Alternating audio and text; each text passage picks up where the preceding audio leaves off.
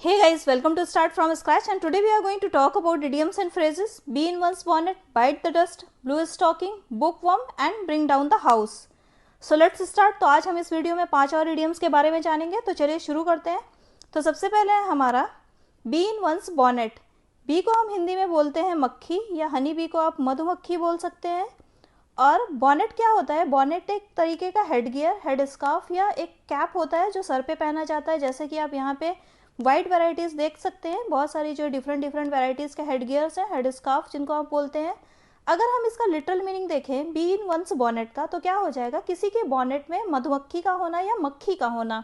जैसे कि अगर आप इस इमेज को देखो, ये इमेज क्या है कि मीन्स ये हेड स्कार्फ हो गया और ये इसके अंदर मक्खी है, तो ये इसके लिटरल मीनिंग को रिप्रेजेंट करती है. ओके, एक और फोटो आप यहाँ पे देखो, ये एक बी वर्कर का फोटो है. बी वर्कर मतलब जो मक्खी पालन का काम करते हैं. यहाँ पे देखोगे आप बहुत सारी मक्खियाँ हैं. तो ये जब मक्खी पालन का काम करते हैं तो क्या करते हैं कि मीन्स एक प्रोटेक्टिव हेड गियर का यूज़ करते हैं. ओके, जैसे कि आप देखोगे इस लेडी ने इसमें पहना हुआ है. तो ये क्या है? बी इन वंस बॉनेट, मतलब किसी के बॉनेट में मक्खी का होना या किसी के हेड गियर में मक्खी का होना. ये हुआ इसका लिटरल मीनिंग. कहा जाता है जो इस इडियम का जो ओरिजिन माना जाता है वो एक स्कॉटिश इडियम है. स्कॉटिश इडियम क्या है वो? कि means a head full of bees. A head HEAD, a head full of bees. अगर हम इसका लिटरल मीनिंग देखें तो क्या होगा? अ हेड फुल ऑफ बीज मतलब मक्खी से सर का भरा होना, कोई सर जो कि मक्खी से भरा हुआ है. और एक और एक्सप्रेशन है to have, HAVE, to have bees in one's head. बीज इन वंस हेड मीन्स किसी के सर में मक्खी होना. Okay, to have bees in one's head, किसी के सर में मक्खी होना. अ हेड फुल ऑफ बीज मीन्स जो सर है वो मक्खी से भरा होना, या बी इन वंस बॉनेट. तो तीनों का मीनिंग जो होता है वो सेम ही होता है. अ हेड फुल ऑफ बीज, इसका मतलब क्या हो जाएगा कि मीन्स सर का मक्खी से भरा होना. तो ये इसका लिटरल मीनिंग हुआ. अगर हम इसका मेटाफोरिकल मीनिंग निकालें तो क्या होगा? मीन्स प्रीऑक्यूपाइड और obsessed with an idea. Okay, means दिमाग में किसी चीज़ का आइडिया होना, या दिमाग जो है वो किसी आइडिया से भरा होना, या आप दिमाग किसी आइडिया से ऑब्सेस्ड होना. मीन्स दिमाग में किसी आइडिया का या किसी विचार का घर कर जाना, या उस चीज़ का जुनून सवार होना. तो यहाँ पे बीज को आप आइडिया से रिलेट करके देख सकते हैं कि मीन्स जो बी है मीन्स दिमाग जो मक्खियों से भरा हुआ. तो यहाँ पे क्या है कि मतलब कोई आइडिया आपके दिमाग में घर किया हुआ है. जैसे कि मक्खियाँ कैसे रहती है? अगर दिमाग में आ जाए या हेड गियर में आ जाए तो क्या वो मंडराती रहती है, घूमती रहती है. बस वर्ड यूज होता है इसके लिए कि मीन्स बज करती रहती हैं. तो सेम वे जो आइडिया, जो ये विचार है वो हमारे दिमाग में घूमता रहता है, मंडराता रहता है, उस चीज़ का जुनून सवार रहता है. ओके, और आइडिया भी यहाँ पे किस तरीके के आइडिया से है? मीन्स ऐसा आइडिया मीन्स जो आपको वरीड करता है, जो आपको चिंतित करता है, या you are angry about something, या आप किसी चीज़ के बारे में खुश नहीं है, मीन्स किसी चीज़ के बारे में क्रोधित है, तो वो वैसा आइडिया, उस विचार की बात की गई है. तो उस समय अगर आपके दिमागी स्थिति कैसी होगी? Means just imagine like bee in your head gear. उस समय क्या होगा कि means you are like having a scattered brain. Okay, और या हम बोल सकते हैं कि आपकी दिमागी स्थिति इस तरीके की होती है कि means you are unable to think straight. Means आप सीधी तरीके से कुछ सोच नहीं सकते हो. You are feeling like a state of agitation, दिमाग में एक आंदोलनकारी स्थिति के जैसे होता है. तो इसका जो मीनिंग क्या हो जाएगा? मीन्स टू बी फसी मीन्स झमेला या झमेलिया या झमेला तैयार करने वाला. टू बी फसी का मतलब यहाँ पे क्या हो जाएगा? मीन्स बात का बतंगड़ बनाने वाला, या झमेला. फस का मतलब होता है झमेला या झमेलिया. ओके, सेंटेंस में इसका यूज देखेंगे. She seems to have a bee in her bonnet because she is always finding fault with others. ऐसा प्रतीत होता है मीन्स वह अपने बॉनेट में मधुमक्खी रखने जैसे प्रतीत होती है, क्योंकि वह हमेशा दूसरों में दोष ढूंढ रही है. ओके, तो बी इन हर बॉनेट का मतलब क्या हो गया यहाँ पे कि मीन्स अगर इस सेंटेंस में देखें तो इसका मीनिंग क्या होगा कि मीन्स ऐसा जो आइडिया उसके घर में दिमाग में घर कर गया है कि मीन्स दूसरों के अंदर फॉल्ट फाइंड करना. फॉल्ट मीन्स होता है दोष.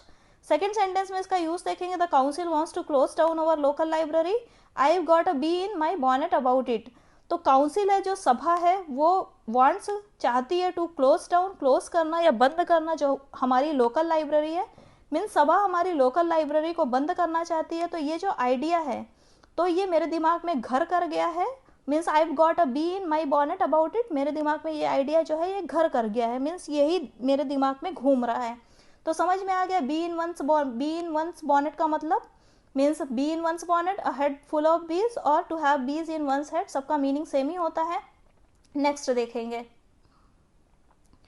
नेक्स्ट है हमारा बाइट द डस्ट। बाइट का मतलब वैसे होता है काटना, और डस्ट का मतलब होता है धूल। तो अगर यहाँ पे हम देखें धूल का काटना या धूल को काटना, बट यहाँ पे इसका एक और वेरिएंट है जो कि बाइबल में यूज हुआ है। जैसे कि आप इस सेंटेंस में देखो, they that dwell in the wilderness shall bow before him and his enemy shall lick the dust. तो इसका एक वेरिएंट है ये लिक द डस्ट। ये इसका हम बोल सकते हैं कि ये फर्स्ट वेरिएशन है जो सबसे पहले बाइबल में पाया जाता है। बाइबल के सैम 72:9 में, PSLAM 72:9 में, तो लिक द डस्ट और बाइट द डस्ट दोनों का मीनिंग सेम ही होता है। तो लिक द डस्ट का मतलब क्या हो जाएगा, धूल चाटना। इस फ्रेज का ओरिजिन कहा जाता है कि मीन्स बैटलफील्ड से माना जाता है, कि जब बैटलफील्ड में क्या होता है या युद्ध का जो स्थल रहता है वहाँ पे क्या होता है, ये means act of falling to the ground, मतलब ग्राउंड पे गिरना। किस वजह से, बिकॉज ऑफ डेथ, डिस्ट्रक्शन और failure and getting a face full of dirt. तो जब आप या वुंडेड होकर के या घायल होकर के या मृत्यु की वजह से जब बैटलफील्ड में जमीन पर गिर जाते हो तो आपका जो फेस है वो पूरा डस्ट से कवर हो जाता है, तो उसी को कहा गया है धूल चाटना। ये हिंदी में भी इसका मुहावरा है, ये धूल चाटना यूज होता है। समझ में आ गया। तो इसका मेटाफोरिकल, जैसे कि आप यहाँ पे देखो गिर करके इसका जो फेस है पूरा डस्ट से कवर हो गया है, तो ये आप इसका लिटरल मीनिंग देख सकते हो। अब इसका मेटाफोरिकल मीनिंग देखेंगे, टू बी डिफीटेड और टू सफर डिफीट मीन्स पराजित होना। डिफीटेड का मतलब होता है पराजित होना, और टू सफर डिफीट मीन्स हार का सामना करना। ओके, डिफीट मीन्स होता है हार, और यहाँ पे टू सफर डिफीट में क्या हो जाएगा, हार का सामना करना, हार का सामना करना। ओके, सेंटेंस में इसका यूज देखेंगे, if you stick to truth your enemy will have to bite the dust. अगर आप सत्य से चिपके रहेंगे, या अगर आप सच्चाई से चिपके रहेंगे, या अगर आप सच्चाई को फॉलो करेंगे, your enemy will have to bite the dust. तो जो आपके दुश्मन हैं उनको धूल चाटना होगा या पराजित होना होगा। सेकेंड सेंटेंस में इसका यूज देखेंगे, he is not going to bite the dust so easily because throughout his life he has been a fighter. Means वो इतनी जल्दी से हार मानने वाला नहीं है, या इतनी जल्दी से धूल चाटने वाला नहीं है इतनी आसानी से, क्योंकि वह अपनी पूरी जिंदगी में एक फाइटर के जैसे रहा है। ओके, एक फाइटर रहा है। थर्ड सेंटेंस में इसका यूज देखेंगे, our enemy had to bite the dust in the last war. हमारे शत्रुओं को अंतिम युद्ध में बाइट द डस्ट मीन्स धूल चाटनी पड़ी, या हार का सामना करना पड़ा, या पराजय का सामना करना पड़ा। ओके, ये जो है सेंटेंस, ये जो इडियम है, ये लिटररी भी यूज होता है और फिगरेटिवली भी यूज होता है। FIGURATIVELI। फिगरेटिव में जरूरी नहीं है कि आप ग्राउंड पे गिरे और उसके बाद में आपका जो फेस है वो डस्ट से कवर हो जाए। यहाँ पे फिगरेटिव सेंस में इसका मीनिंग क्या है, means to failure means fail हो जाना, या come to an end. Come to an end means खत्म हो जाना, और या फेल हो जाना। ओके, तो जैसे कि ये सेंटेंस ये तो बाइबल का देख लिया था, that they that dwell in the wilderness shall bow before him and his enemies shall lick the dust. इसका मीनिंग क्या होगा, मीन्स जो जंगलों में रहते हैं उनको हमारे सामने सर झुकाना पड़ेगा। बाउ मीन्स होता है सर झुकाना, and his enemies shall lick the dust, और उसके जो शत्रु है वो धूल चाटेंगे मीन्स हार का सामना करेंगे। ठीक है, अब इसमें अगर देखो आप तो ये क्या है, यहाँ पे जो बाइट द डस्ट है इसका यूज फिगरेटिव सेंस में यूज हुआ है। इसका मीनिंग क्या होता है, कम टू एंड और फेल। ओके, और टू फेल। तो यहाँ हम देखेंगे, she hoped the new programme would not bite the dust for lack of funding. Means उसने आशा किया, वो आशा करती है कि जो नया प्रोग्राम है या नया कार्यक्रम है वो would not bite the dust. यहाँ पे बाइट द डस्ट का मतलब है कम टू एन एंड और फेल, मीन्स खत्म नहीं होगा या फेल नहीं होगा, for lack of funding means funding की कमी की वजह से। समझ में आ गया। नेक्स्ट देखेंगे, नेक्स्ट है हमारा ब्लू स्टॉकिंग। ब्लू का मतलब होता है ये नीला कलर होता है, नीला, और स्टॉकिंग होता है जो हम मोजे पहनते हैं, मोजे या जुराब, तो ये जो मोजे को बोलते हैं। तो इसका मीनिंग क्या हो जाएगा लिटरली कि नीला मोजा। ओके, जैसे कि आप यहाँ पे देखोगे इस फोटो में देख सकते हो ये नीले कलर का मोजा है, या इसको हम बोलते हैं ब्लू स्टॉकिंग।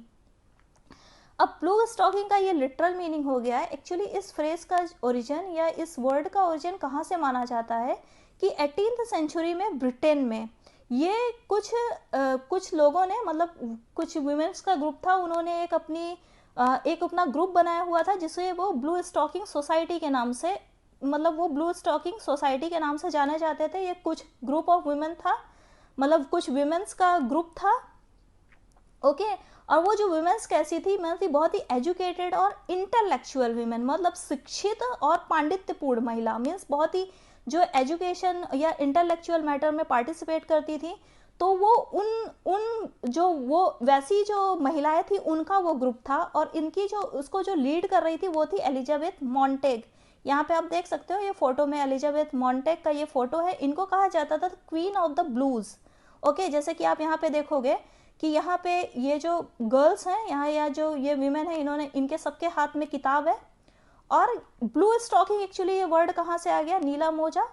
कि क्या होता था उस समय, जो फॉर्मल ड्रेसेस थी वो क्या थी, मीन्स ब्लैक सिल्क स्टॉकिंग्स थी। ओके, स्टॉकिंग मीन्स होता है मोजा, तो मतलब वो ब्लैक और सिल्क कलर का ये फॉर्मल फैशनेबल माना जाता था। बट इन लोगों ने क्या चूज किया, ये क्या करती थी, मीन्स जब ये अपनी सोसाइटी में जो भी कुछ, जब ग्रुप कलेक्ट होकर के वहाँ पे जब कुछ भी डिस्कस करती थी तो सब लोग क्या करते थे कि मीन्स जो वूलन वुस्टेड स्टॉकिंग्स रहते थे, जो इनफॉर्मल ड्रेस रहते थे, मीन्स जो नीले कलर का मोजा, जैसे कि आप देखो यहाँ सबने पहना हुआ है।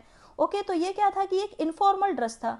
जो silk stocking means black silk stocking वो फॉर्मल था, और उसी का अपोजिट क्या था, जो नीले कलर का मोजा मीन्स ये वुलन वर्स्टेड मीन्स होता है जो बटी हुई ऊन का बना रहता है। तो उस मोजा वो एक इनफॉर्मल ड्रेस मानी जाती थी, तो वो ये वहाँ पे वो सारी की सारी जो महिलाएं थी वही पहनती थी, तो वहाँ से ये आया है। तो इनकी जो सोसाइटी थी उनको नेम मिल गया कि मीन्स ब्लू स्टॉकिंग सोसाइटी। और यहाँ पे जितनी भी वुमेन्स थी ये सब एजुकेटेड थी और इंटेलेक्चुअल मीन्स मैटर को डिस्कस करती थी। ओके, समझ में आ गया। तो इसका मीनिंग क्या होगा, means educated but pedantic lady, means शिक्षित लेकिन पांडित्यपूर्ण महिला। एजुकेटेड का मतलब होता है शिक्षित, और पेडेंटिक का मतलब होता है पांडित्यपूर्ण। ओके, तो ज़्यादातर जो ये ब्लू स्टॉकिंग है, कोई भी हो, या मेल हो या फीमेल हो, मीन्स सबके लिए जो कि एजुकेटेड है और जो स्कॉलर टाइप के हैं उनके लिए यूज़ होता था। समझ में आया। अब यहाँ पे आकर एक फ़ोटो देखोगे, इसका चलो इसके बाद में बताती हूँ, पहले सेंटेंस में इसका यूज़ देख लेते हैं। A woman affecting literary taste, इसका मीनिंग क्या होगा, मीन्स साहित्यिक स्वाद को प्रभावित करने वाली महिला। सेकेंड सेंटेंस में इसका यूज़ ये देखोगे आप। पहले हम देखते हैं, nobody likes to mix with her because she is a blue stocking, means कोई भी उसके साथ घुलना मिलना पसंद नहीं करता क्योंकि वो ब्लू स्टॉकिंग है, मीन्स वो एजुकेटेड और शिक्षित महिला है। ओके, फिर if every woman turns a blue stocking every home will become a club, अगर प्रत्येक औरत ब्लू स्टॉकिंग में टर्न हो जाए तो सारा जो होम है, घर है, सारे घर क्या हो जाएंगे, प्रत्येक घर क्लब में तब्दील हो जाएंगे। ओके, तो ये जो ब्लू स्टॉकिंग बेसिकली इसका जो ओरिजिन था वो एक शिक्षित और पांडित्यपूर्ण महिला मीन्स एजुकेटेड लेडीज लोगों के लिए यूज़ किया जाता था। धीरे धीरे क्या हुआ, ये एक डेरोगेटरी टर्म बन गया। डेरोगेटरी का मतलब होता है अपमानजनक, DEROGATORY, डेरोगेटरी टर्म हो गया। और डेरोगेटरी का मतलब क्या होता है, अपमानजनक। जैसे कि आप इस फोटो में देख सकते हैं, ये पूरा ब्लू स्टॉकिंग इनका ग्रुप है। अब यहाँ पे उन्होंने क्या किया था, इसमें से एक लेडी थी एलिजाबेथ वीजे और एलिजाबेथ वेसी, कुछ भी इसका प्रोनाउंसिएशन हो सकता है, कहीं कहीं पे एलिजाबेथ वेसी बोलते हैं और कहीं पे एलिजाबेथ वीजे बोलते हैं। तो इन्होंने क्या किया था, एक बिशप बेंजामिन स्टिलिंग फ्लीट को इनवाइट किया था एजुकेशनल मैटर या जो सोशल और एजुकेशनल मैटर होते हैं उन पर डिस्कस करने के लिए। तो इन्होंने कहा कि वो मीन्स जो जैसे सभा में आप जाते हो तो एक फॉर्मल कपड़े पहन करके जाते हो, उन्होंने बोला कि मेरे पास में शाम की असेंबली के लिए वैसे कपड़े नहीं है। तो जो एलिजाबेथ वीजे थी उन्होंने क्या बोला, don't mind dress, come in your blue stocking, मतलब जरूरी नहीं है कि आप फॉर्मल में आओ, आप इनफॉर्मल कपड़ों में भी आ सकते हो। तो आप देखोगे कि इस मैन ने भी, इन्होंने भी यहाँ पे एक नीले कलर का जो नीचे का जो स्टॉकिंग है या जो मोजा है वो नीले कलर का पहना हुआ है। समझ में आया।